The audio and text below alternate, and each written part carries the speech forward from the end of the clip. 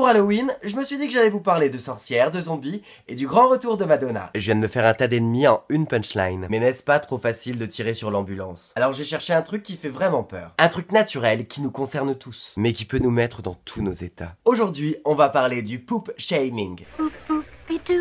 C'est beaucoup moins glamour que ça. Puisque le poop shaming, ou encore appelé la parcoprésie, ça fait tellement intelligent quand on le dit, c'est la peur d'aller faire caca en public. Et franchement, quoi de mieux qu'un peu d'humour pipi-caca pour se marrer pour Halloween? Alors qu'on soit bien d'accord, quand je parle de faire caca en public, c'est la peur de faire la grosse commission aux toilettes. C'est pas la peur de baisser son pantalon et de faire caca devant tout le monde. Ça c'est autre chose, chacun son délire. Et nous ne sommes pas là pour juger. Je sens que cette vidéo va être poétique. La parcoprésie n'est pas forcément générée par un lieu en particulier, mais plus par la proximité d'autrui et par la peur des petits bruits et des odeurs. Les lieux où le poop shaming est le plus évoqué sont chez un nouveau ou une nouvelle partenaire, puisqu'on veut donner le meilleur de nous-mêmes, chez des amis, parce que ne font pas caca, c'est sûr, dans les toilettes publiques, c'est vrai qu'on n'a pas forcément envie de tout partager avec les inconnus d'à côté, à la maison, alors là, ça craint. Et au travail. D'ailleurs, le poop shaming est devenu une véritable source d'angoisse pour les salariés depuis le retour du travail en présentiel. Chacun y va de sa petite astuce, le papier au fond de la cuvette, allumer le robinet d'eau, mettre la musique à fond, ou encore la technique de l'allumette pour retirer les odeurs. La parcoprésie touche 60% des femmes contre 44% des hommes. Le mythe de la princesse qui ne pète que des paillettes est encore bien présent dans l'inconscient collectif. Alors mesdames, rassurez-vous,